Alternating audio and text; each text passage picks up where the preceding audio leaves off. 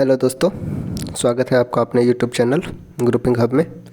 तो आइए आज फिर हम मॉडर्न हिस्ट्री जो देख रहे थे, मॉडर्न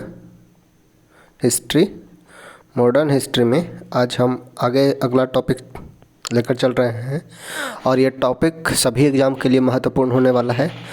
वनडे एग्ज़ाम जो भी हो, like BPSC teacher, Bihar police, Bihar SI, अन्य एग्ज़ाम जो भी होता है, आज जो टॉपिक होने वाला है वो बहुत ही ज़बरदस्त है। टॉपिक है गांधी एवं उनके प्रारंभिक आंदोलन। कोई भी ऐसा एग्ज़ाम नहीं होता है जो गांधी, पटेल, नेहरू ये सबसे पूछा नहीं जाए, ऐसा कोई एग्ज़ाम लगभग नहीं होता है। तो आज का जो होने वाला टॉपिक है वो है गांधी एवं उनके प्रारंभिक आंदोलन से। तो अगर आपको वीडियो अच्छा लगे तो दोस्तों के साथ शेयर करें, और चैनल पे अगर पहला बार आए हैं तो चैनल को सब्सक्राइब कर लें और बेल आइकन को दबा दें ताकि आपको रेगुलर अपडेट मिलते रहें। चलिए चलते हैं, शुरुआत करते हैं क्वेश्चन से। क्वेश्चन है गांधी एवं उनके प्रारंभिक आंदोलन से। बात किया गया है महात्मा गांधी का। महात्मा गांधी के पिता करमचंद गांधी, ठीक है, पिता का नाम था करमचंद गांधी। कहाँ के दीवान थे? तो ये राजकोट, पोरबंदर और बीकानेर के दीवान थे, ठीक है। पिता जो थे, पिता का नाम था करमचंद गांधी। बात किया जाए अगर माता का, तो माता, कोई भी बेटा जो होता है अपने माँ का आँखों का तारा, और आँख मतलब पुतली से याद रखिएगा, आँख यानी पुतली, पुतली बाई, यानी माँ का नाम क्या था? तो वो था पुतली बाई, ठीक है। पुतली बाई माँ का नाम था। और अगर पत्नी का बात किया जाए तो इनकी विवाह 13 वर्ष की अवस्था में कस्तूरबा गांधी से कर दी जाती है, ठीक है। पत्नी का नाम था कस्तूरबा गांधी, पिता करमचंद गांधी, माँ पुतलीबाई। ये सब कॉमन है, आप बचपन से पढ़ते आ रहे होंगे, हम आशा करते हैं आपको याद होगा। लेकिन कभी गलत नहीं करना है, छोटा छोटा क्वेश्चन भी कभी गलत नहीं होना चाहिए, ठीक है। तो याद रखिएगा, माँ पुतलीबाई, पत्नी कस्तूरबा गांधी और पिता करमचंद गांधी, जो पोरबंदर और बीकानेर के दीवान थे, ठीक है। अगर बात किया जाए इनका पुत्र का, तो इनके 4 पुत्र थे, हीरालाल, मनीलाल, रामदास और देवदास, ठीक है। और एक और क्वेश्चन पूछा जाता है कि गांधी जी का 5वां पुत्र किन्हें कहा जाता है? तो वो है जमनालाल बजाज, ठीक है। जमनालाल बजाज को गांधी जी का 5वां पुत्र बोला जाता है। क्वेश्चन पूछा गया मोहनदास करमचंद गांधी का जन्म 2 अक्टूबर 1869 को कहाँ हुआ था? तो ये पोरबंदर गुजरात में, ठीक है। पोरबंदर गुजरात में महात्मा गांधी का जन्म होता है। हाँ, यहाँ पे याद रखना है गांधी, मोहनदास करमचंद गांधी, यहाँ पे महात्मा नहीं बोलेंगे, महात्मा इनको बाद में उपाधि दिया जाता है। महात्मा गांधी का प्राथमिक शिक्षा कहाँ पर संपन्न हुई थी? तो ये हुआ था राजकोट में, राजकोट में। और कॉलेज का नाम था श्यामल दास कॉलेज। देखिए आगे है, गांधी जी ने किस कॉलेज से पढ़ाई की थी? तो श्यामल दास कॉलेज भावनगर से, ठीक है। गांधी जी किस कॉलेज से पढ़ाई किए थे? तो श्यामल दास कॉलेज भावनगर से पढ़ाई किए थे। नेक्स्ट है, गांधी जी ने कानून की पढ़ाई किस देश में की थी? तो वो किए थे यूनाइटेड किंगडम में, ठीक है। यूनाइटेड किंगडम में 1887 में गए थे, ठीक है। 1887 में गए थे। बाद में बैरिस्ट्री की पढ़ाई करके 1891 में पुनः वापस लौटते हैं अपना देश, ठीक है। गांधी जी कानून की पढ़ाई के लिए किस देश गए थे? तो यूनाइटेड किंगडम गए थे। कब गए थे? तो 1887 में, 1887 में गए थे। 1891 में पुनः वापस भारत आते हैं। गांधी जी की अल्पायु में ही विवाह किसके साथ संपन्न हुआ? यानी कि पत्नी का नाम पूछा गया है, किनके साथ शादी हुआ था? तो कस्तूरबा गांधी से, ठीक है। गांधी जी की विवाह कितना वर्ष की आयु में? तो 13 वर्ष की आयु में कस्तूरबा गांधी से। नेक्स्ट है, महात्मा गांधी के ज्येष्ठ पुत्र कौन थे? तो ये थे हरिलाल, ठीक है। 4 पुत्र थे, हरिलाल, मनीलाल, रामदास, देवदास। याद रखिएगा, 2 लाल और 2 दास, हरिलाल और मनीलाल, और 2 दास, हरिदास और देवदास, ठीक है। गांधी जी के कितने पुत्र? तो 4 पुत्र थे, हरिलाल, मनीलाल, रामदास और देवदास, किंतु 5वां पुत्र जमनालाल बजाज को कहा जाता है, याद रखिएगा। नेक्स्ट है, गांधी जी 24 वर्ष की उम्र में 1893 में किसका मुकदमा लड़ने दक्षिण अफ्रीका गए थे? दक्षिण अफ्रीका के डरबन गए थे। तो गुजराती व्यापारी अब्दुल्ला का मुकदमा लड़ने, ठीक है। अब्दुल्ला का मुकदमा लड़ने दक्षिण अफ्रीका गए थे। कब गए थे? 1893 में। 1887 में वो बैरिस्टर पढ़ने लंदन गए, 1891 में भारत आए, और 93 में पुनः दक्षिण अफ्रीका जाते हैं। किसके लिए? तो मुकदमा लड़ने अब्दुल्ला का, गुजराती व्यापारी अब्दुल्ला का मुकदमा लड़ने। नेक्स्ट है, नटाल इंडिया कांग्रेस की स्थापना गांधी जी ने कहाँ की थी? तो वो किए थे दक्षिण अफ्रीका में। नटाल इंडिया कांग्रेस दक्षिण अफ्रीका में 1894 में, ठीक है। प्रथम संस्था जो गांधी जी द्वारा स्थापित थी नटाल इंडिया कांग्रेस, और जिसका स्थापना करते हैं दक्षिण अफ्रीका में 1894 में। 93 में जाते हैं, 94 में नटाल इंडिया कांग्रेस का स्थापना करते हैं। नेक्स्ट है, महात्मा गांधी सर्वप्रथम भारतीय राष्ट्रीय कांग्रेस के किस अधिवेशन में भाग लिए? तो ये लिए थे कलकत्ता अधिवेशन 1901 में, ठीक है। 1893 से 1915 तक, ठीक है, 1915 तक गांधी जी विदेशी रहते हैं। इसके बीच गांधी जी 3 बार भारत आए थे। कितने बार? 3 बार भारत आए थे, और 3 बार में प्रथम बार आए थे तब 1901 में, तो वो भारतीय राष्ट्रीय कांग्रेस के कलकत्ता अधिवेशन में पार्टिसिपेट किए थे, यानी कि भाग लिए थे। ठीक है, महात्मा गांधी सर्वप्रथम भारतीय राष्ट्रीय कांग्रेस के किस अधिवेशन में भाग लिए? तो कलकत्ता अधिवेशन 1901 में। नेक्स्ट है, गांधी जी वर्ष 1903 में जोहान्सबर्ग में अपनी लॉ फर्म स्थापित की थी। ठीक है, अपनी लॉ फर्म यानी कि LAW यानी कि कानून का फॉर्म, लॉ फर्म स्थापित की, जहाँ पर वे कब तक रहे? तो 1910 तक। ठीक है, गांधी जी 1903 में जोहान्सबर्ग में अपना लॉ फर्म स्थापित किए थे। कब तक रहे थे? तो 1910 तक। नेक्स्ट है, गांधी जी ने ट्रस्टीशिप के सिद्धांत का प्रतिपादन कहाँ किया था? तो दक्षिण अफ्रीका में 1903 में। ठीक है, दक्षिण अफ्रीका में 1903 में गांधी जी के द्वारा ट्रस्टीशिप के सिद्धांत का प्रतिपादन किया गया था 1903 में। लॉ फर्म ट्रस्टीशिप पर आधारित था। ठीक है, लॉ फर्म जो था वो था ट्रस्टीशिप पर आधारित। नेक्स्ट है, गांधी जी द्वारा स्थापित प्रथम आश्रम कौन सा है? ठीक है, गांधी जी द्वारा स्थापित प्रथम आश्रम कौन सा है? अगर बात किया जाए प्रथम आश्रम का, तो वो था फिनिक्स फॉर्म। ठीक है, फिनिक्स आश्रम की स्थापना 1904 में की जाती है, 1904 में। ठीक है, 1894 में नटाल इंडिया कांग्रेस का। ठीक है, 1894 1894 में नटाल इंडिया कांग्रेस का, उसके बाद 10 साल के बाद 1904 में फिनिक्स फॉर्म का। ठीक है, नेक्स्ट है, गांधी जी ने दक्षिण अफ्रीका के डरबन में फिनिक्स फॉर्म की स्थापना कब की थी? तो 1904 में। याद रखिएगा कहाँ किए थे? तो फिनिक्स फॉर्म की स्थापना 1904 में दक्षिण अफ्रीका के डरबन में की जाती है। ठीक है, दक्षिण अफ्रीका के डरबन में फिनिक्स फॉर्म की स्थापना, और ये किया जाता है 1904 में। नटाल इंडिया कांग्रेस भी दक्षिण अफ्रीका में ही किया जाता है 1894 में, गांधी जी के द्वारा ही। नेक्स्ट है, महात्मा गांधी के बारे में सत्य कथन क्या है? तो उन्होंने अपनी प्रारंभिक शिक्षा राजकोट में प्राप्त की थी। बिल्कुल सही है, प्रारंभिक शिक्षा राजकोट के श्यामल दास कॉलेज में प्रारंभ किया था प्रारंभिक शिक्षा, तथा लंदन में बैरिस्टर जो किए थे वो इनर टेम्पल कॉलेज से। ठीक है, लंदन में अगर बात किया जाए, ठीक है, लंदन में तो कॉलेज का नाम था इनर टेम्पल कॉलेज। ठीक है, inner temple college, inner temple college से इन्होंने बैरिस्ट्री की परीक्षा की पास की थी 1891 में। 87 से 91 तक लंदन में ही रहे थे, बैरिस्ट्री पास किए थे। कस्तूरबा के साथ उनका विवाह 13 वर्ष की आयु में हुआ, ये भी सही है। कस्तूरबा गांधी पत्नी थी, 13 वर्ष की आयु में इनका विवाह हुआ था। उन्होंने विधि का अध्ययन द इनर टेम्पल लंदन में किया। बिल्कुल सही है, द इनर टेम्पल लंदन में किए थे विधि का अध्ययन यानी बैरिस्ट्री की पढ़ाई। नेक्स्ट है, वे रस्किन की पुस्तक अनटू द लास्ट से सर्वाधिक प्रभावित थे। ये भी बिल्कुल सही है। जॉन रस्किन की पुस्तक है अनटू द लास्ट, उससे सबसे ज़्यादा प्रभावित है महात्मा गांधी। नेक्स्ट है क्वेश्चन, महात्मा गांधी द्वारा दक्षिण अफ्रीका में प्रकाशित प्रथम पत्र का नाम क्या था? तो इंडियन ओपिनियन। याद रखना है, 1904 में प्रथम फॉर्म की स्थापना करते हैं फिनिक्स फॉर्म के रूप में, डरबन में फिनिक्स फॉर्म की स्थापना करते हैं, और प्रथम पत्रिका जो प्रकाशन करते हैं वो करते हैं इंडियन ओपिनियन। नेक्स्ट जो होने वाला है क्वेश्चन हमारा, दक्षिण अफ्रीका के किस रेलवे स्टेशन पर गांधी जी को ट्रेन से फेंका गया था?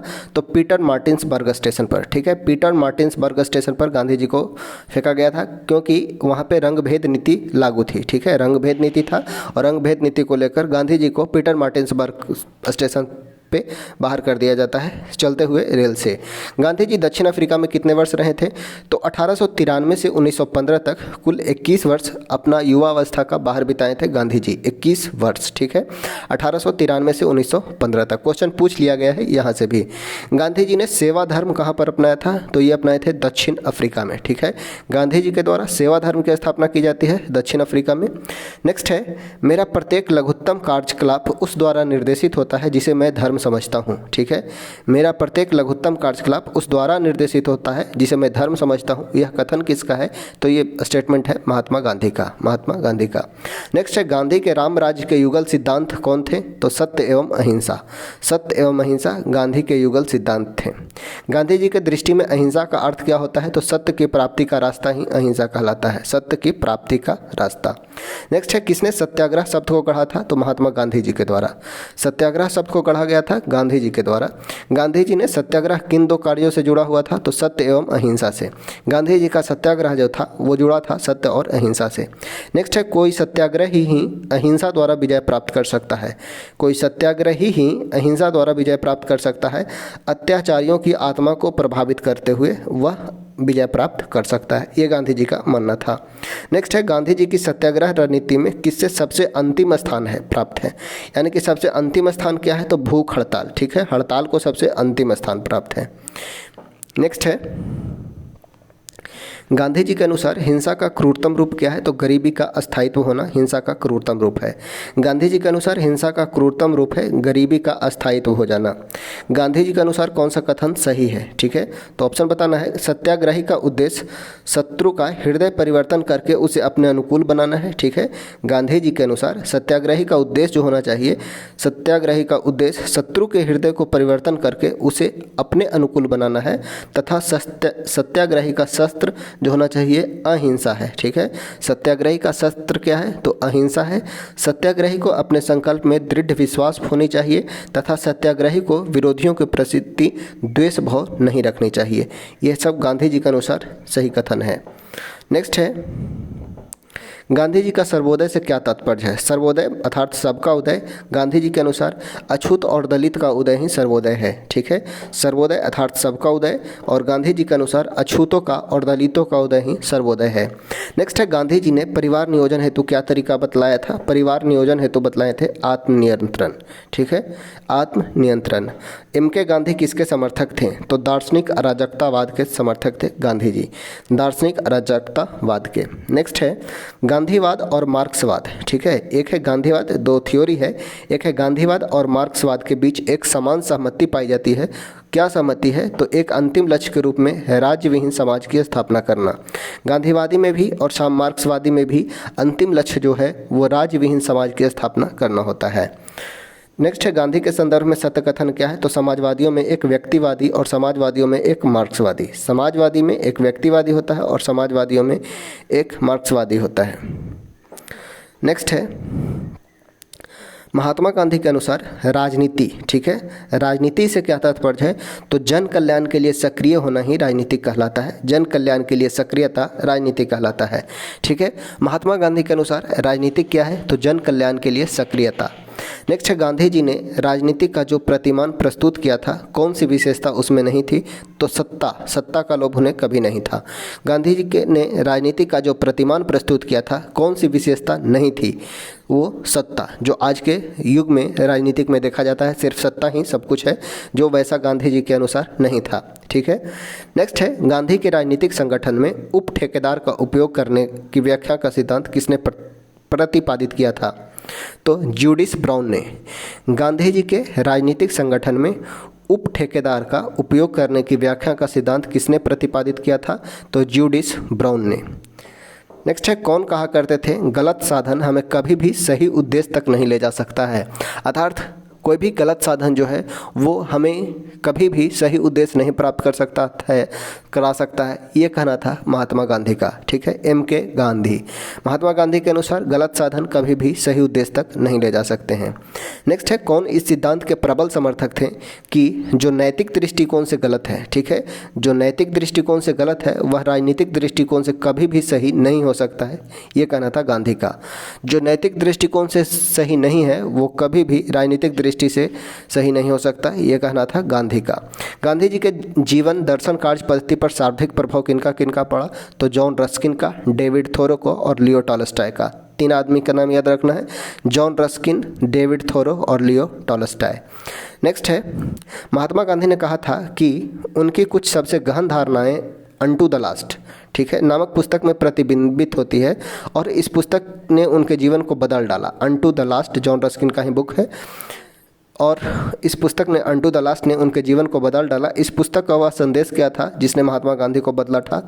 तो व्यक्ति का कल्याण सबके कल्याण में निहित है। ठीक है, व्यक्ति का कल्याण सबके कल्याण में ही निहित होता है। अनटू द लास्ट में इसी का वर्णन किया गया है जो जॉन रस्किन लिखते हैं।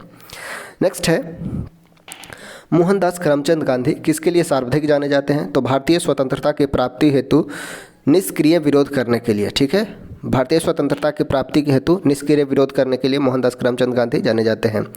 हिंद स्वराज किसने लिखा था? तो 1909 में महात्मा गांधी लिखे थे हिंद स्वराज। नेक्स्ट क्वेश्चन वही है, महात्मा गांधी किस वर्ष हिंद स्वराज लिखे थे? तो 1909 में। हिंद स्वराज 1909 में लिखा जाता है महात्मा गांधी के द्वारा।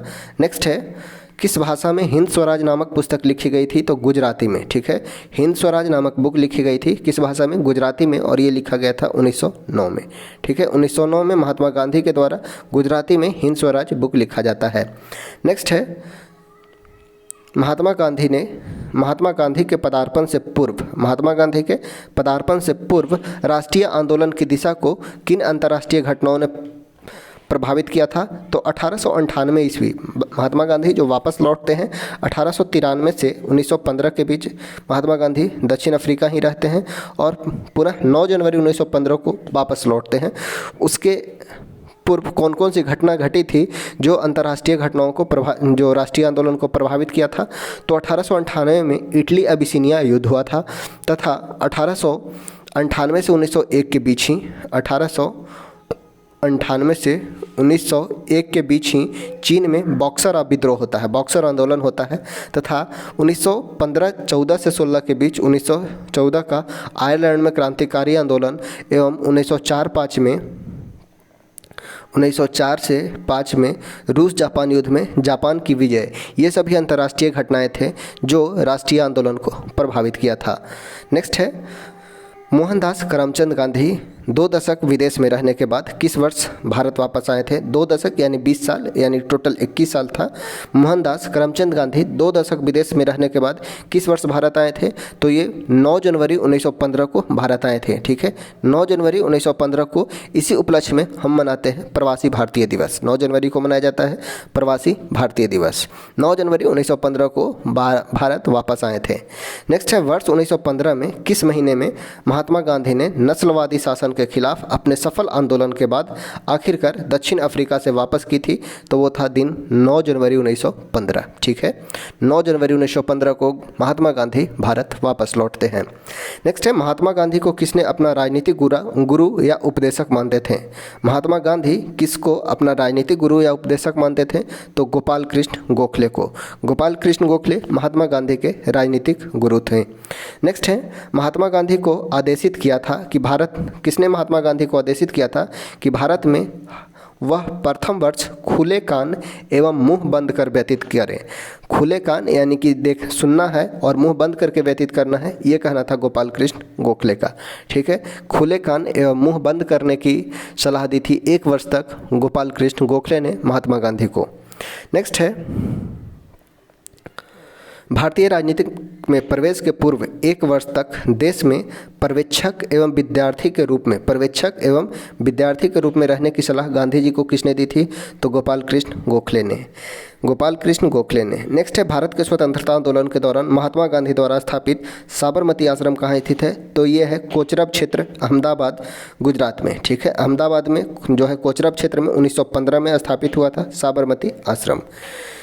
नेक्स्ट है, चंपारण आंदोलन यही वह आंदोलन होता है जो करमचंद गांधी को महात्मा की उपाधि दिलाता है। ठीक है, जो करमचंद गांधी को महात्मा की उपाधि दिलाता है।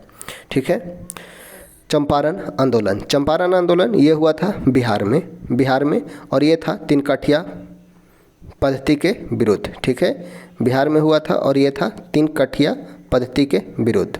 ठीक है, बात किया जाए चंपारण आंदोलन का, तो भारतीय राष्ट्रीय कांग्रेस के किस अधिवेशन में महात्मा गांधी को चंपारण के किसानों की समस्या से अवगत कराया गया था? तो लखनऊ अधिवेशन 1916 में ही गांधी जी को बतलाया गया था चंपारण के बारे में। ठीक है, लखनऊ अधिवेशन 1916 में। नेक्स्ट है, किसने यूरोपियन नील बगान मालिकों द्वारा किसानों के शोषण की तरफ गांधी जी का ध्यान आकर्षित किया था? तो राजकुमार शुक्ल ने। बिहार के किसान थे राजकुमार शुक्ल। साबरमती आश्रम का वास्तविक नाम क्या था? तो यह था सत्याग्रह आश्रम। साबरमती आश्रम का वास्तविक नाम सत्याग्रह आश्रम। नेक्स्ट है, महात्मा गांधी ने भारत में अपना पहला जन भाषण कहाँ दिया था? तो वाराणसी में BHU के उद्घाटन समारोह में फरवरी 1916 में महात्मा गांधी के द्वारा भारत में अपना पहला जन भाषण दिया जाता है। BHU के उद्घाटन उद्घाटन समारोह में फरवरी 1916 में वाराणसी में, और इसके उद्घाटनकर्ता थे मदन मोहन मालवीय। ठीक है, नेक्स्ट है अखिल भारतीय राजनीतिक में गांधी जी का पहला साहसिक कदम क्या था? तो चंपारण आंदोलन 1917 का। 1917 का चंपारण आंदोलन अखिल भारतीय राजनीतिक में गांधी का पहला साहसिक कदम था, चंपारण आंदोलन जो हुआ 1917 में बिहार में। भारत में गांधी का प्रथम सत्याग्रह आंदोलन कौन था जिसमें उन्होंने सविनय अवज्ञा का प्रयोग किया था? तो वो था चंपारण आंदोलन। ठीक है, भारत में गांधी का प्रथम सत्याग्रह आंदोलन कौन था जिसमें उन्होंने सविनय अवज्ञा का प्रयोग किया था? तो वो था चंपारण आंदोलन। नेक्स्ट है महात्मा गांधी ने प्रथम सत्याग्रह अभियान कहाँ पर चलाया था? तो वो था चंपारण में। प्रथम सत्याग्रह अभियान चलाया गया चंपारण में। नेक्स्ट है गांधी जी ने चंपारण नामक एक छोटे से गांव में असहयोग आंदोलन शुरुआत किया था। ठीक है, गांधी जी के द्वारा चंपारण नामक एक छोटे से गांव में असहयोग आंदोलन शुरुआत किया गया था। चंपारण वर्तमान में कौन से भारतीय राज्य में स्थित है? तो चंपारण है बिहार में, और बिहार का सबसे बड़ा जिला है वो है पश्चिमी चंपारण। ठीक है, वेस्ट चंपारण बिहार का सबसे बड़ा जिला भी है, याद रखिएगा। चंपारण जनपद के 3 कठिया प्रथा का तात्पर्य क्या था? तो किसानों द्वारा 3/20 भूभाग पर नील की खेती करना था, यानी कि 20 कट्ठा, ये होता है 20 कट्ठा, 20 कट्ठा में 3 कट्ठा जो होता था वो नील की खेती करना होता था, और नील की खेती के कारण भूमि अनुर्वर हो जाती थी। फिर भी उन्हें जबरन 3 कट्ठा में नील की बुआई करनी होती थी। गांधी जी का चंपारण आंदोलन क्या था? तो नील कृषक की समस्या के समाधान हेतु गांधी जी ने चंपारण आंदोलन किया था। नील कृषकों की समस्या के समाधान हेतु महात्मा गांधी ने सर्वप्रथम किस आंदोलन में भाग लिया था? तो वो था चंपारण आंदोलन। चंपारण आंदोलन में किन नेताओं ने गांधी जी के संघर्ष में भाग लिया था? तो गांधी जी के अलावा और कौन नेता थे? तो ये थे राजेंद्र प्रसाद, नाम याद रखना है, राजेंद्र प्रसाद बिहार के नेता थे। ब्रज किशोर, महादेव देसाई, नरहरि पारेख, JB कृपलानी, मजहर उल हक एवं अनुग्रह नारायण सिंह। ठीक है, चंपारण आंदोलन से संबंधित अन्य नेता थे राजेंद्र प्रसाद, ब्रज किशोर, महादेव देसाई, नरहरि पारेख, JB कृपलानी, मजहर उल हक और अनुग्रह नारायण सिंह। नाम याद रखना है 6 का। प्रथम हो गए राजेंद्र प्रसाद, ब्रज किशोर प्रसाद, महादेव देसाई, नरहरि पारेख, JB कृपलानी, मजहर उल हक और अनुग्रह नारायण सिंह। आशा करते हैं आपको नाम याद रहेगा, 1-2 बार देख लीजिएगा ताकि नाम आपको कंफर्म हो जाए, क्योंकि यहाँ से क्वेश्चन जो पूछा जाता है वो पूछ लिया जाता है इनमें से कौन सा नेता चंपारण आंदोलन से संबंधित नहीं है। ठीक है, चंपारण सत्याग्रह के दौरान महात्मा गांधी के साथ कौन नहीं था? देखिए क्वेश्चन पूछा गया है, ये ऑप्शन का क्वेश्चन है, तो रविशंकर व्यास जो थे वो नहीं थे। ठीक है, ये कौन नहीं था वो पूछा गया है, तो आप पहले ही याद कर चुके हैं कौन कौन थे। तो रविशंकर व्यास नहीं थे, चंपारण आंदोलन से संबंधित नहीं थे तो जयप्रकाश नारायण, अनुग्रह नारायण थे, वो चंपारण आंदोलन से संबंधित थे, और जयप्रकाश नारायण है ये है संबंधित भारत छोड़ो आंदोलन से, 1942 के भारत छोड़ो आंदोलन से संबंधित है जयप्रकाश नारायण। ठीक है, तो चंपारण आंदोलन में ये संबंधित नहीं थे। नेक्स्ट है महात्मा गांधी के चंपारण सत्याग्रह का किसने विरोध किया था? तो NG रंगा ने। ठीक है, याद रखना है चंपारण सत्याग्रह का विरोध किसने किया था? तो NG रंगा ने। गांधी जी ने बंधुआ मजदूरों को मुक्त कराने के अभियान कहाँ से प्रारंभ किया था?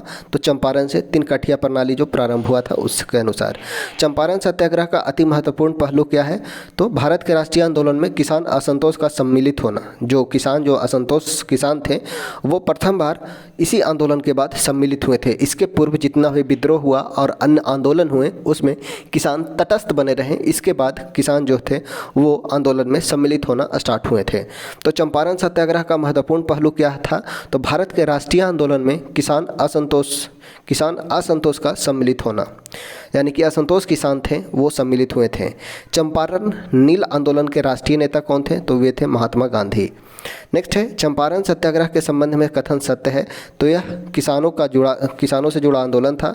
3 कठिया प्रथा के विरुद्ध संचालित किया गया था तथा डॉक्टर राजेंद्र प्रसाद, JB कृपलानी ने इसमें महात्मा गांधी का सहयोग दिया था। ठीक है, चंपारण सत्याग्रह किसानों से जुड़ा एक आंदोलन था जो 3 कठिया प्रथा के विरुद्ध था। इससे संबंधित अन्य नेता थे राजेंद्र प्रसाद, JB कृपलानी, अन्य आदि थे। नेक्स्ट है इसके गठन के लिए चंपारण सत्याग्रह के लिए एक चंपारण कृषि जांच समिति का गठन किया जाता है, चंपारण एग्रीगेरियन कमेटी, ठीक है, चंपारण कृषि जांच समिति, जिसके अध्यक्ष हैं FG सलाई। याद रखना है, चंपारण कृषि जांच के लिए एक चंपारण एग्रीगेरियन कमेटी यानी चंपारण कृषि जांच समिति का गठन किया गया, जिसके अध्यक्ष थे वे थे FG सलाई, ठीक है, FG सलाई चंपारण कृषि जांच समिति के अध्यक्ष थे। अब नाम याद रखना है सचिव के, तो सचिव है MEL टैनर, ठीक है, MEL टैनर सचिव रहते हैं और सदस्य अन्य रहते हैं Mahatma Gandhi, Raja Hariprasad Narayan Singh, DJ Reed, LC Adami और G रैनी, ठीक है। अन्य सदस्य में रहते हैं Mahatma Gandhi, Raja Hariprasad Narayan Singh, DG Reed, LC Adami और G रैनी। नेक्स्ट है बागान मालिकों के साथ समझौते के तौर पर गांधी जी ने उनके द्वारा किसानों से वसूल की गई अवैध राशि वापस लौटाने पर सहमति प्रकट की। उनके द्वारा कितना प्रतिशत राशि वापस किया गया था, लौटानी थी, तो 25%, ठीक है, 25%। किसने कहा था विदेशी वस्त्रों की बर्बादी ही उनके साथ सर्वोत्तम व्यवहार है, ठीक है, तो ये कहे थे महात्मा गांधी। विदेशी वस्त्रों की बर्बादी ही उनके साथ सर्वोत्तम व्यवहार है, ये बोले थे महात्मा गांधी। हालांकि 1905 में, ठीक है, 1905 में बंगाल विभाजन के समय स्वदेशी आंदोलन जो हुआ था उसमें विदेशी वस्त्रों का होली जलाया गया था और उसको रविंद्रनाथ टैगोर के द्वारा निष्ठुर बर्बादी कहा गया था, ठीक है। 1905 में स्वदेशी आंदोलन के समय रविंद्रनाथ टैगोर ने विदेशी वस्त्रों का जो होली जलाया गया उसे निष्ठुर बर्बादी कहा, और वही चंपारण सत्याग्रह के बाद विदेशी वस्त्रों की जो बर्बादी हुई उसके साथ गांधी जी ने सर्वोत्तम व्यवहार बताया। नेक्स्ट है कोई सरकार तब तक सेवा का उपकरण है, कोई सरकार तब तक सेवा का उपकरण है जब तक वह लोगों की इच्छा और सहमति पर आधारित है। जब वह जनता को जबरदस्ती झुकाने का प्रयास करती है तब वह दमन और औजार बन जाती है। इसलिए जिस समय जनता में उस आतंक का भय समाप्त हो जाता है, चाहे वह कानून हो का हो या अस्त्र शस्त्र का, तब वह दमन भी समाप्त हो जाता है। यह किसका कथन है, तो यह कथन है महात्मा गांधी का। बहुत ही प्रसिद्ध स्टेटमेंट है, कोई सरकार तब तक सेवा का उपकरण है जब तक वह लोगों की इच्छा और सहमति पर आधारित है, ठीक है, आज के से रिलेट कर सकते हैं, जब तक वह लोगों की इच्छा और सहमति पर आधारित है। जब वह जनता को जबरदस्ती झुकाने का प्रयास करती है तब वह दमन का औजार बन जाता है। इसलिए जिस समय जनता में उस आतंक का भय समाप्त हो जाता है, चाहे वह कानून का हो या अस्त्र शस्त्र का, तब भी वह दमन समाप्त हो जाता है। यह कथन बोले थे महात्मा गांधी। नेक्स्ट है गांधी के नाम से महात्मा कब जोड़ा गया, तो ये जोड़ा गया था चंपारण सत्याग्रह के दौरान, चंपारण सत्याग्रह के दौरान। नेक्स्ट है किसने गांधी जी को सर्वप्रथम महात्मा के तौर पर संबोधित किया था, तो रविंद्रनाथ टैगोर ने, ठीक है। गांधी को सर्वप्रथम महात्मा कहे थे रविंद्रनाथ टैगोर ने, और वो भी चंपारण सत्याग्रह के दौरान। नेक्स्ट है वर्ष 2017 का कौन सा महीना गांधी के चंपारण पहुंचने की 100वीं जयंती व्यक्त करता है, तो अप्रैल 2017 में गांधी जी बिहार आए थे, ठीक है, अप्रैल 2017 में। नेक्स्ट है किसने दुखी आत्मा, दुखी हृदय जैसे छद्म नामों से के तहत लिखकर चंपारण के किसानों की दुर्दशा पर प्रकाश डाला था, तो पीर मोहम्मद मुनीश ने। दुखी आत्मा, दुखी हृदय जैसे छद्म नामों के तहत लिखकर चंपारण के किसानों की दुर्दशा पर प्रकाश डाला था पीर मोहम्मद मुनीश ने, पीर मोहम्मद मुनीश। नेक्स्ट है किसने लिखा स्वदेशी भी अन्य किसी अच्छी बात की मृत्यु का आलिंगन बन सकती है यदि इसे अंधश्रद्धा की तरह अपनाया जाए, अंधश्रद्धा की तरह अपनाया जाए, ये कहते हैं महात्मा गांधी। स्वदेशी भी अन्य किसी अच्छी बात की मृत्यु का आलिंगन बन सकती है यदि इसे अंधश्रद्धा की तरह अपनाया जाए, ये कहते हैं महात्मा गांधी ने। नेक्स्ट है अहमदाबाद आंदोलन होता है अहमदाबाद गुजरात में, और यह एक प्रकार का प्रथम भूख हड़ताल आंदोलन था। क्वेश्चन है किस आंदोलन में महात्मा गांधी ने पहली बार भूख हड़ताल का प्रयोग हथियार के रूप में किया था, ठीक है। भूख हड़ताल का प्रयोग प्रथम बार हथियार के रूप में अहमदाबाद मिल की हड़ताल के समय किया गया, जो हुआ फरवरी से मार्च 1918 के बीच। अहमदाबाद मिल हड़ताल कब हुआ था, तो ये हुआ फरवरी मार्च 1918 में। वर्ष 1918 में किस शहर में महात्मा गांधी ने सफलतापूर्वक मिल मजदूरों की हड़ताल का नेतृत्व किया था, तो वो किए थे अहमदाबाद में। देखिए अब धीरे धीरे महात्मा गांधी जो हैं वो अलग अलग क्षेत्रों में आंदोलन करने लगे थे। क्योंकि यहाँ चंपारण में इन्हें पूर्ण रूप से सफलता मिला था, ठीक है। चंपारण में गांधी जी को सफलता मिला और इन्हें उपाधि दिया गया महात्मा का। इसके बाद वो अपना क्षेत्र बढ़ते जाता है इनका। अब अहमदाबाद मिल मजदूर करते हैं, अहमदाबाद में मजदूरों का जो हड़ताल होता है उस आंदोलन का भी नेतृत्व करते हैं। गांधी जी ने अपना दूसरा सत्याग्रह कब प्रारंभ किया गया, तो मजदूरों को कम वेतन दिए जाने के विरुद्ध दूसरा सत्याग्रह प्रारंभ किए थे। ठीक है, मजदूरों को कम वेतन दिए जाने के विरुद्ध दूसरा सत्याग्रह प्रारंभ करते हैं। महात्मा गांधी का कौन सा संघर्ष औद्योगिक श्रमिक से संबंधित है? पहला जो था वो किसान से था, दूसरा जो अहमदाबाद का जो था वो औद्योगिक श्रमिक से। याद रखना है, चंपारण सत्याग्रह जो था वो कृषक से था, चंपारण सत्याग्रह वो था कृषक से, और अहमदाबाद मिल मजदूर था वो था औद्योगिक श्रमिक से। महात्मा गांधी का कौन सा संघर्ष औद्योगिक श्रमिक से संबंधित है, तो है अहमदाबाद संघर्ष। नेक्स्ट है, किसके लिए अहमदाबाद सत्याग्रह आरंभ किया गया था, तो सूती मिल कामगारों के लिए। ठीक है, सूती मिल कामगारों के लिए अहमदाबाद सत्याग्रह प्रारंभ किया गया था। नेक्स्ट है, महात्मा गांधी के हस्तक्षेप के कारण 1918 ईस्वी में अहमदाबाद मिल की हड़ताल में मजदूरों के बोनस के रूप में कितने प्रतिशत वृद्धि हो गई थी, तो 35%। ठीक है, कितने प्रतिशत वृद्धि किया गया, 35% वृद्धि की गई थी। नेक्स्ट है, किसने अहमदाबाद टेक्सटाइल लेबर एसोसिएशन की स्थापना की थी? अहमदाबाद टेक्सटाइल लेबर एसोसिएशन की स्थापना महात्मा गांधी के द्वारा। अहमदाबाद टेक्सटाइल लेबर एसोसिएशन की स्थापना महात्मा गांधी के द्वारा 1918 में। कब महात्मा गांधी ने किए थे? 1918 में। नेक्स्ट है गांधीयन इनोवेशन। गांधीयन इनोवेशन यानी गांधी का नवाचार। ठीक है, गांधी का नवाचार का क्या तात्पर्य है, तो कम निवेश से अधिक उत्पादन एवं अधिक लोगों के लिए। ठीक है, गांधीयन इनोवेशन का मतलब है कम निवेश करें एवं अधिक उत्पादन हो जो अधिक लोगों को मिल सके, कम निवेश से अधिक उत्पादन एवं अधिक लोगों के लिए। नेक्स्ट है, गांधीयन इनोवेशन शब्दावली का सर्वप्रथम प्रयोग किसके द्वारा किया गया? गांधीयन इनोवेशन वर्ड का प्रथम प्रयोग किया गया था प्रोफेसर सिक्के प्रहलाद एवं R.A. माशेलकर द्वारा। दो नाम याद रखना है, प्रोफेसर सिक्के प्रहलाद एवं R.A. माशेलकर के द्वारा गांधीयन इनोवेशन शब्दावली का प्रयोग किया गया था। नेक्स्ट है, गांधीवादी अर्थव्यवस्था के संदर्भ में सत्य कथन क्या है? गांधीवादी अर्थव्यवस्था, तो गांधीवादी अर्थव्यवस्था के अनुसार वे अहिंसा पर आधारित अर्थव्यवस्था पर बल देते थे। ठीक है, गांधीवादी अर्थव्यवस्था में अहिंसा पर आधारित अर्थव्यवस्था पर बल दिया जाता था। केंद्रीय शोषण और असमानता को जन्म देता है। केंद्रीकरण जो है वो शोषण और असमानता को जन्म देता है, अतः वह अहिंसक सामाजिक संरचना केंद्रीयकरण विरोधी है। ठीक है, केंद्रीयकरण होने के कारण शोषण होता है और असमानता को जन्म देता है, अतः वह इसके कारण अहिंसक सामाजिक संरचना केंद्रीयकरण विरोधी है। वे भारत में मशीनीकरण के पक्षधर नहीं थे। जवाहरलाल नेहरू मशीनीकरण के पक्षधर थे और गांधी जी भारत में मशीनीकरण के पक्षधर नहीं थे। भारत में मशीनीकरण के पक्षधर नहीं थे गांधी जी। नेक्स्ट है, महात्मा गांधी के अनुसार अस्पृश्यता का सामाजिक एवं आर्थिक सुधार किस विधि द्वारा किया जा सकता है, तो उनके लिए कुटीर उद्योग स्थापित करके। अस्पृश्यता का सामाजिक एवं आर्थिक सुधार किस प्रकार किया जा सकता है, तो उनके लिए कुटीर उद्योग स्थापित करके। नेक्स्ट है, भारत में नियोजित विकास का विरोध किसने किया था, तो वो किए थे महात्मा गांधी ने। भारत में नियोजित विकास का विरोध किसने किया था, तो ये किया था महात्मा गांधी ने। आप अगर टेस्ट लगा रहे होंगे तो आप देखे होंगे कि कल का टेस्ट में सेम टू सेम क्वेश्चन आया था, नियोजित विकास के विरोधी कौन थे, तो वो थे महात्मा गांधी। ठीक है, नियोजित विकास का किसने किया था, तो वो किया था महात्मा गांधी। नेक्स्ट है, महात्मा गांधी का सहयोगी अनसुईया बेन किसकी बहन थी? अनसुईया बेन जो थी किसकी बहन थी, तो अंबालाल साराभाई की। महात्मा गांधी की सहयोगी अनसुईया बेन किसकी बहन थी, तो अंबालाल साराभाई की। नेक्स्ट है, किन दो नेताओं ने भारत में दौरा कर सामाजिक उत्थान का कार्य किया था? यानी कि भारत में दौरा कर सामाजिक उत्थान का काम किया था गांधी जी एवं तिलक। यानी कि भारत को घूमने के बाद सामाजिक उत्थान का काम किया था महात्मा गांधी और बाल गंगाधर तिलक। अहमदाबाद के बाद जो हमारा नेक्स्ट सत्याग्रह है वो है खेड़ा सत्याग्रह। ठीक है, अहमदाबाद सत्याग्रह होता है फरवरी 1918 में, जो मिल मजदूरों के विरुद्ध होता है। ये है खेड़ा सत्याग्रह और ये भी एक किसान सत्याग्रह था। खेड़ा के किसानों के पक्ष में महात्मा गांधी ने सत्याग्रह संगठित करने का क्या कारण था, तो अकाल पड़ने के बावजूद प्रशासन ने भू राजस्व की उगाही स्थगित नहीं किया था, जिसके कारण महात्मा गांधी ने खेड़ा में सत्याग्रह किया। ठीक है, अकाल पड़ने के बावजूद प्रशासन ने भू राजस्व की उगाही स्थगित नहीं की थी।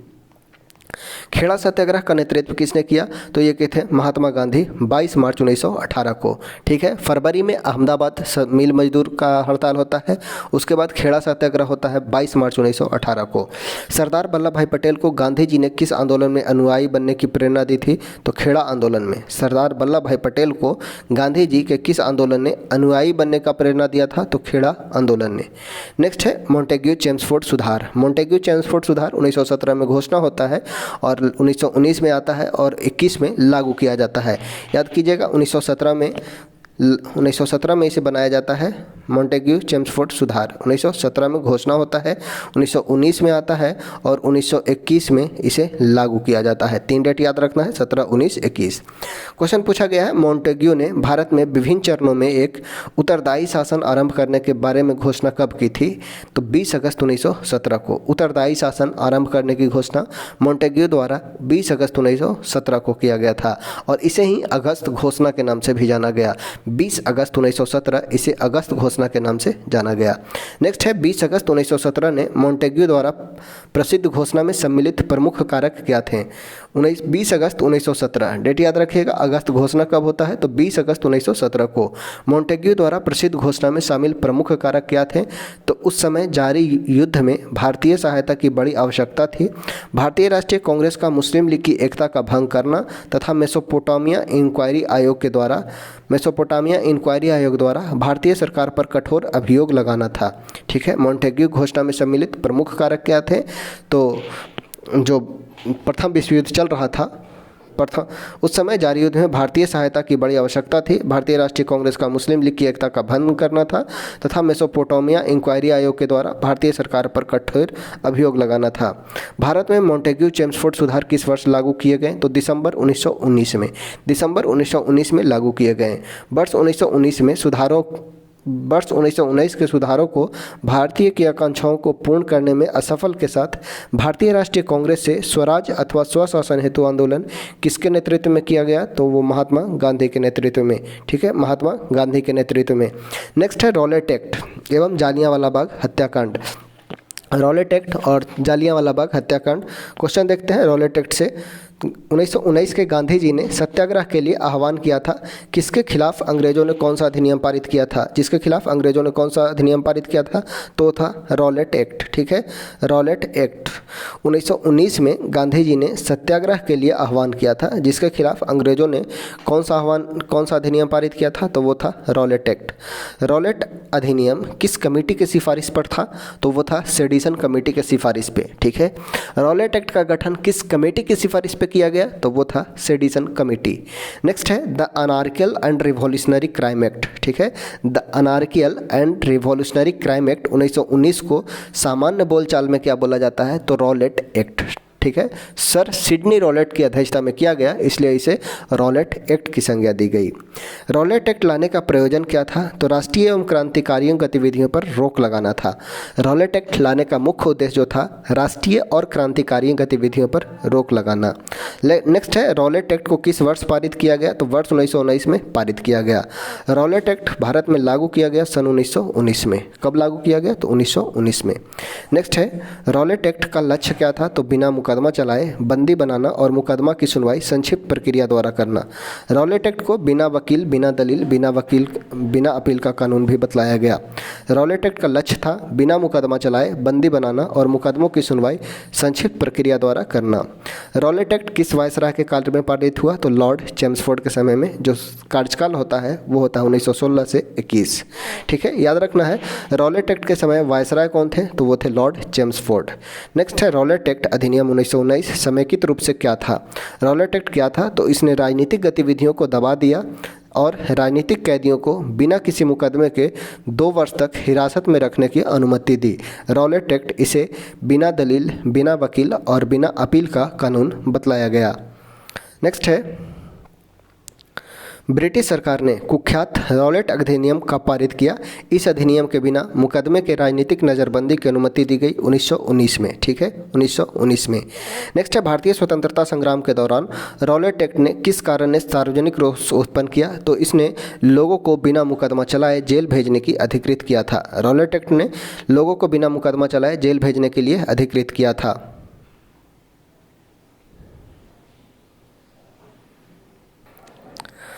नेक्स्ट है रॉलेट एक्ट का भारतीय राष्ट्रीय कांग्रेस ने विरोध किया क्योंकि इसका लक्ष्य क्या था। रॉलेट एक्ट को भारतीय राष्ट्रीय कांग्रेस यानी कि आईएनसी के द्वारा विरोध किया जाता है। क्यों? क्योंकि यह व्यक्तिगत स्वतंत्रता को सीमित करता था। रॉलेट एक्ट व्यक्तिगत स्वतंत्रता को सीमित करने के कारण इसे आईएनसी के द्वारा विरोध किया गया। रॉलेट एक्ट के विरोध में किसने लगान न देने का आंदोलन चलाने का सुझाव दिया था? तो वे थे स्वामी श्रद्धानंद। स्वामी श्रद्धानंद ने लगान न देने के आंदोलन का सुझाव दिया था। अखिल भारतीय राजनीतिक में गांधी का पहला साहसिक कदम क्या था? तो रॉलेट सत्याग्रह। अखिल भारतीय राजनीतिक में गांधी का पहला साहसिक कदम था रॉलेट सत्याग्रह। नेक्स्ट है कौन सी महत्वपूर्ण घटना जालियांवाला बाग नरसंहार के तुरंत पूर्व घटित हुई थी? जालियांवाला बाग नरसंहार के तुरंत पूर्व घटित हुई थी रॉलेट एक्ट का बनना। रॉलेट एक्ट का बनना 1919 में हुआ था। किसके कारण सार्वजनिक रोष की लहर उभरी जिसके फलस्वरूप जालियांवाला बाग में ब्रिटिश सरकार द्वारा जनसंहार की घटना घटी? तो वो था द रॉलेट एक्ट के विरोध में। द रॉलेट एक्ट के विरोध में ही एक डॉक्टर सत्यपाल और सैफुद्दीन किचलू को गिरफ्तार किया जाता है, जिसके विरोध के स्वरूप लोग बैठक करते हैं जालियांवाला बाग में। द रॉलेट एक्ट ब्रिटिश सरकार द्वारा जनसंहार की घटना की गई थी द रॉलेट एक्ट के विरुद्ध। किस अधिवेशन में मुस्लिम लीग ने एक प्रस्ताव पारित किया जिसमें बकरीद के अवसर पर गोवध को निषिद्ध किया गया? तो वह था 1919 का मुस्लिम लीग के अमृतसर अधिवेशन। 1919 के मुस्लिम लीग का अमृतसर अधिवेशन। रॉलेट एक्ट की प्रतिक्रिया के रूप में किसको राष्ट्रीय अपमान दिवस के रूप में आयोजित किया गया था? तो वो थे 6 अप्रैल 1919। रॉलेट एक्ट की प्रतिक्रिया के रूप में किसको राष्ट्रीय अपमान दिवस के रूप में आयोजित किया गया था? तो वो था 6 अप्रैल 1919। नेक्स्ट है किसकी गिरफ्तारी के विरोध में काफ़ी संख्या में लोग अमृतसर के जलियांवाला बाग में 13 अप्रैल 1919 को एकत्रित हुए थे? तो वे थे डॉक्टर सैफुद्दीन किचलू और डॉक्टर सत्यपाल के गिरफ्तारी के विरोध में। ठीक है, डॉक्टर सत्यपाल और सैफुद्दीन किचलू के गिरफ्तारी के विरोध में लोग 13 अप्रैल 1919 को एकत्रित हुए थे। जालियांवाला बाग नरसंहार किस गांधीवादी सत्याग्रह के संबंध में था? तो वो था रॉलेट सत्याग्रह। जालियांवाला बाग नरसंहार किस गांधीवादी सत्याग्रह के संबंध में हुआ था? तो वो हुआ था रॉलेट एक्ट सत्याग्रह के में। जालियांवाला बाग हत्याकांड कब हुआ? तो ये हुआ है 13 अप्रैल 1919। याद रखिएगा 13 अप्रैल 1919। जालियांवाला बाग का सामूहिक हत्याकांड कहाँ हुआ था? ये हुआ था पंजाब के अमृतसर में। पंजाब के अमृतसर में जालियांवाला बाग हत्याकांड का आदेश किसने दिया था? तो माइकल ओ डायर ने। माइकल ओ डायर ने। किस त्यौहार के दिन जालियांवाला बाग हत्याकांड हुआ था? तो ये बैसाखी में। बैसाखी के दिन। ये जो क्वेश्चन है, जो रिपीटेड क्वेश्चन है या जो फ्रीक्वेंटली को आस्क्ड क्वेश्चन है, मतलब लगभग एग्जाम में पूछ लिया जाता है। आसान क्वेश्चन है तो हम थोड़ा सा स्पीड करने का प्रयास करेंगे ताकि वीडियो भी बहुत ज़्यादा लंबा न हो। नेक्स्ट है 1919 में जघन्य जालियांवाला बाग कांड के समय भारत के वायसराय कौन थे? तो लॉर्ड चेम्सफोर्ड रहते हैं और इनका कार्यकाल होता है 1916 से 21। Lord Chelmsford. किस घटना के बाद महात्मा गांधी ने असहयोग आंदोलन को अपने हिमालय जैसी भूल बताई? तो ये था जालियांवाला बाग हत्याकांड के बाद 14 अप्रैल 1919 को नाडियाड में मार्शल लॉ के दौरान सत्याग्रह को। ठीक है, असहयोग आंदोलन को अपना हिमालय जैसा भूल बताया जालियांवाला बाग हत्याकांड के बाद 14 अप्रैल 1919 को नाडियाड में मार्शल लॉ के दौरान सत्याग्रह को। नेक्स्ट जो है क्वेश्चन वो है किसने जालियांवाला बाग हत्याकांड को जानबूझकर की गई क्रूर हत्या कहा? तो CF एंड्रूज ने। CF एंड्रूज ने जालियांवाला बाग हत्याकांड को जानबूझकर की गई क्रूर हत्या कहा। CF एंड्रूज ने। ठीक है, जालियांवाला बाग हत्याकांड को CF एंड्रूज ने क्रूर हत्या की संज्ञा दी। नेक्स्ट है किसको मॉन्टेग्यू ने निवारक हत्या के नाम से विशेषित किया?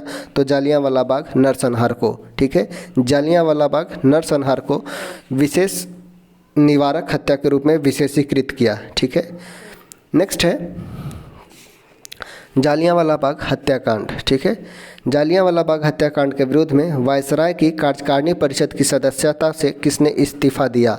तो ये थे शंकर नायर। शंकरन नायर ने वायसराय की कार्यकारिणी परिषद से इस्तीफा दिए, वो थे शंकरन नायर। शंकरन नायर। नेक्स्ट क्वेश्चन है जालियांवाला बाग हत्याकांड 1919 में पंजाब में हुए अत्याचार से अपने विरोध के रूप में किस विख्यात व्यक्ति ने ब्रिटिश सरकार द्वारा प्रदान की गई नाइटहुड की उपाधि को वापस लौटाया? तो नाइटहुड की उपाधि कौन दिया था ब्रिटिश, और नाइटहुड की उपाधि लौटा देते हैं जालियांवाला बाग हत्याकांड के बाद रविंद्रनाथ टैगोर। ठीक है, रविंद्रनाथ टैगोर ने नाइटहुड की उपाधि त्याग दी थी जालियांवाला बाग हत्याकांड के बाद। नेक्स्ट है जालियांवाला बाग हत्याकांड की जांच के लिए बनाई गई समिति का नाम क्या था, तो वो था हंटर कमीशन। हंटर कमीशन, ठीक है, हंटर कमीशन का गठन किया गया जालियांवाला बाग हत्याकांड की जांच के लिए। नेक्स्ट है जालियांवाला बाग नरसंहार पर कांग्रेस जांच समिति की रिपोर्ट के प्रारूप लिखने का कार्य किसे सौंपा गया था, तो वो था महात्मा गांधी को। जालियांवाला बाग नरसंहार पर कांग्रेस जांच समिति की रिपोर्ट का प्रारूप लिखने का कार्य सौंपा गया था महात्मा गांधी का। नेक्स्ट है लंदन में 13 मार्च 1940 को सर माइकल ओ डायर को गोली किसने मारा, तो उधम सिंह ने। उधम सिंह ने 1940 को माइकल ओ डायर को गोली मारा था। प्रमुख घटनाएं एवं उनके वर्ष, प्रमुख घटनाएं हैं और वर्ष है। The anarchical and revolutionary act यानी कि रॉलेट एक्ट कब आया, तो मार्च 1919 में, मार्च 1919 में। नेक्स्ट है डॉक्टर सत्यपाल और सैफुद्दीन किचलू की गिरफ्तारी कब होती है, तो 9 अप्रैल 1919 को। 9 अप्रैल 1919 को सत्यपाल और सैफुद्दीन किचलू की गिरफ्तारी होती है। इसी के विरोध में अमृतसर में, पंजाब के अमृतसर में एक बैठक का आयोजन किया जाता है और उसी बैठक में डॉक्टर माइकल ओ डायर ने निहत्थों पर गोलियां चलवा दी और वो होता है जालियांवाला बाग हत्याकांड और ये हुआ था 13 अप्रैल 1919 को। जालियांवाला बाग हत्याकांड 13 अप्रैल 1919 को।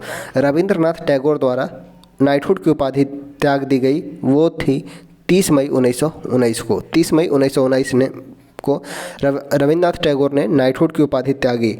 मॉन्टेग्यू चेम्सफोर्ड की घोषणा हुआ 1919 में। मॉन्टेग्यू चेम्सफोर्ड की घोषणा होती है 1919 में। कांग्रेस का अमृतसर अधिवेशन होता है दिसंबर 1919 में। कांग्रेस का अमृतसर अधिवेशन होता है दिसंबर 1919 में। नेक्स्ट है माइकल ओ डायर का वध किया जाता है 13 मार्च 1940 को। 13 मार्च 1940 को। अब जो भी भारत के महात्मा गांधी के प्रारंभिक आंदोलन थे उससे जो भी फैक्ट क्वेश्चन विविध पूछा जाता है मिसलेनियस, वो देख लेते हैं। किसकी मृत्यु पर महात्मा गांधी जी ने कहा था उनकी मृत्यु ने मुझे विधुर बना दिया, मगनलाल गांधी के। मगनलाल गांधी के मृत्यु पर महात्मा गांधी जी ने कहा था उनकी मृत्यु ने मुझे विधुर बना दिया, मगनलाल गांधी के मृत्यु पर। नेक्स्ट है महात्मा गांधी अहिंसात्मक कृति के सौम्य पैगंबर थे। महात्मा गांधी अहिंसात्मक कृति के सौम्य पैगंबर थे। यह किसने कहा था, तो ये कहे थे लैरी कॉलिस और डोमिन कालपियरे, ठीक है, लैरी कॉलिस और डोमिन कालापियरे। नेक्स्ट है आगामी पीढ़ी शायद ही विश्वास करे ऐसा रक्त मांस का मानव कभी पृथ्वी पर अवतरित हुआ था। महात्मा गांधी के विषय में किस व्यक्ति ने यह विचार दिया था, तो ये दिए थे एल्बर्ट आइंस्टीन, जो एक प्रसिद्ध भौतिक ज्ञानी थे, ठीक है, एल्बर्ट आइंस्टीन जो सापेक्षिकता का सिद्धांत देते हैं। उन्हीं ने गांधी जी के बारे में कहा था कि आगामी पीढ़ी शायद ही विश्वास करे ऐसा रक्त मांस का मानव कभी पृथ्वी पर अवतरित हुआ था। ये गांधी जी के बारे में बोलते हैं एल्बर्ट आइंस्टीन। नेक्स्ट है पुस्तक at the feet of Mahatma Gandhi. At the feet of Mahatma Gandhi के लेखक कौन हैं, तो ये हैं doctor Rajendra Prasad. At the feet of Mahatma Gandhi.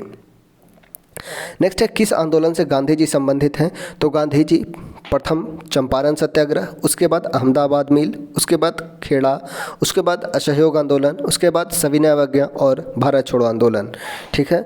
तो खेड़ा आंदोलन से, खिलाफत आंदोलन से, सविनय अवज्ञा आंदोलन से, व्यक्तिगत सत्याग्रह आंदोलन से और भारत छोड़ो आंदोलन, इन सभी आंदोलन से संबंधित है महात्मा गांधी। नेक्स्ट है किसका नेतृत्व गांधी जी ने नहीं किया था, तो स्वदेशी आंदोलन। स्वदेशी आंदोलन जो था वो हुआ था 1905 में। 1905 में हुआ था और इस समय गांधी जी भारत नहीं थे। तो स्वदेशी आंदोलन और बारदोली सत्याग्रह। बारदोली सत्याग्रह 1928 में होता है जिसके नेतृत्व सरदार पटेल करते हैं, ठीक है। 1928 में इसका नेतृत्व करते हैं सरदार पटेल, यानी कि महात्मा गांधी इसमें नेतृत्व नहीं करते हैं। किन दो आंदोलन में नेतृत्व नहीं किया, तो एक है स्वदेशी आंदोलन और बारदोली आंदोलन। किस सत्याग्रह आंदोलन में गांधी जी ने प्रत्यक्ष रूप से भाग लिया था, तो वायकोम सत्याग्रह में। वायकोम सत्याग्रह में प्रत्यक्ष रूप से गांधी जी ने भाग लिया था। नेक्स्ट है स्वाधीनता आंदोलन के दौरान गांधी जी के करीबी अंग्रेज मित्र कौन थे, तो CF एंड्रूज थे, दीनबंधु CF एंड्रूज।